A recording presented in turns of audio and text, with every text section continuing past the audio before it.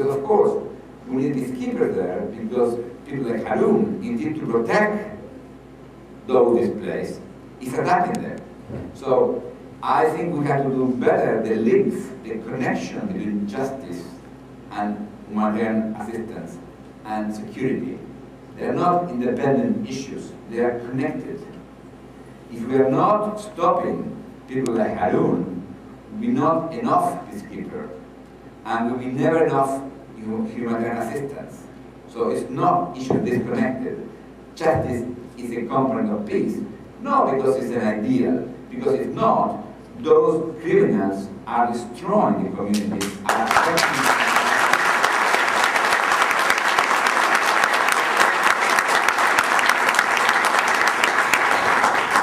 And this is a point that is not well perceived. Because people here think, okay, we need to send peacekeepers. And with more peacekeepers, with this solution.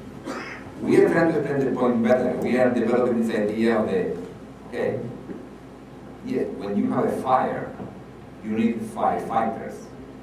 But if the arsonists are in charge of the place, will never be enough firefighters. We have to remove the arsonists. And that's the problem with Harun. And then I think that's an idea how to develop better. The connection between arresting Harun, arresting Bashir, to justice, with security, with humanitarian assistance.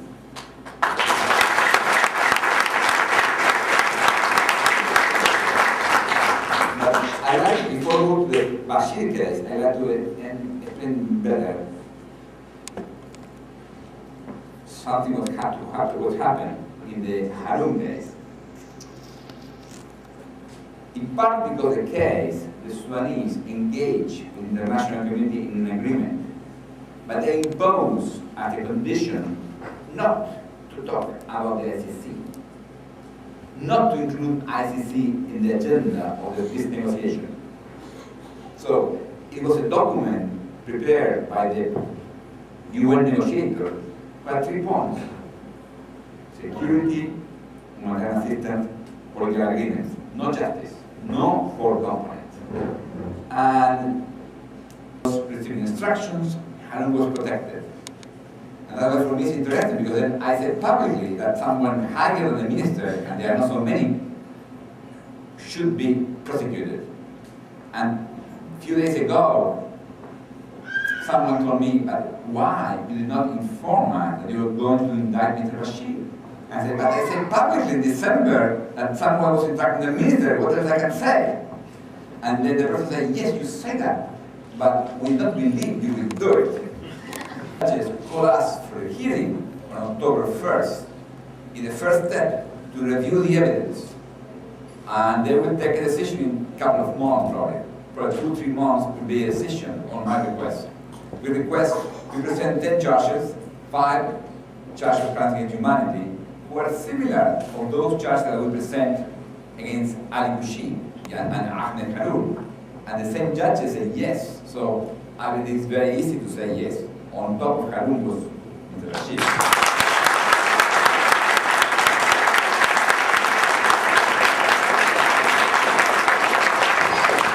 But we also present 3 charges of genocide, because we believe it's a genocide. Why is it a genocide? Because they attack in particular 3 groups: the Fur, the Masalita, and the Sakapa. As you know, these people were targeted in their own land. So the 98% of the Fur village were attacked.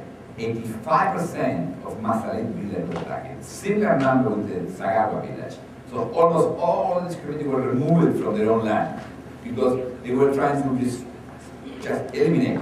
Harun says to the rebels like a fish in the water. To catch the fish, but to remove the water. And that's what they were doing.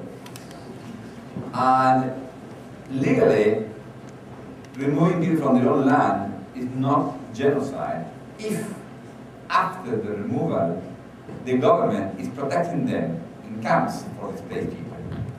That's why when we prove that after the removal and they were in camps, they were just protected by the international humanitarian organization, not by the government. And the government were not protecting them. the government was affecting the international humanitarian organizations. That's why we believe the genocide. The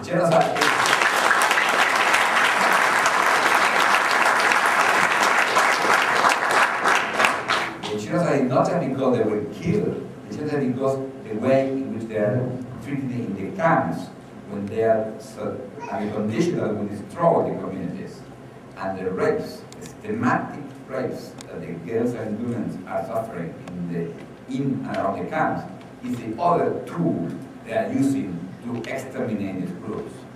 So they don't need machetes like in Rwanda. They don't need gas chambers. They are using rape, hunger, fear as a weapon to commit the ongoing genocide. And that has to be stopped.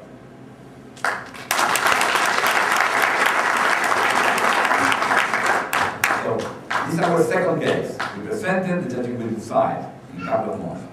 I'm also going to present the rebel case. Why?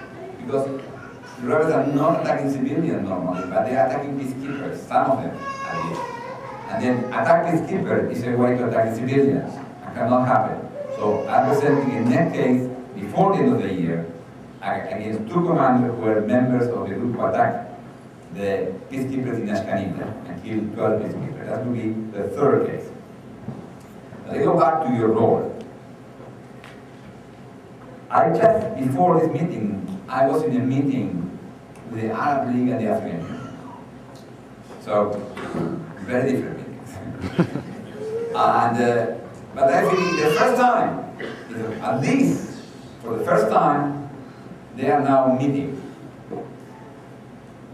In particular, the Arabs always told me, prosecutor, we can help, but the Western has to be serious. If the Western push, we'll find an exit. But we cannot lead. So that's the Arab style. And I think now they are trying to do something. They are working. But then we need you there. Because the biggest problem today is that some Western diplomats are saying, oh, the Africans are furious with the court. The Africans will withdraw the court. The Africans feel you are targeting the Africans. So, and there are some leaders in the African Union saying that. So, I think my deputy prosecutor is from Gambia. So she was there. She was there. What are you talking about? I'm from Gambia. But she said, no, but you are selling your soul to the Western. Okay, I feel no one can challenge you are from Darfur. You are the victims. You are in exile. So you are those who cannot be denied. So I need you there. I need you going to knock the door of the African Union each day. Also knocking the door of the Western diplomats who are in the Security Council. You can tell them, we are Africans and we like the court. We don't like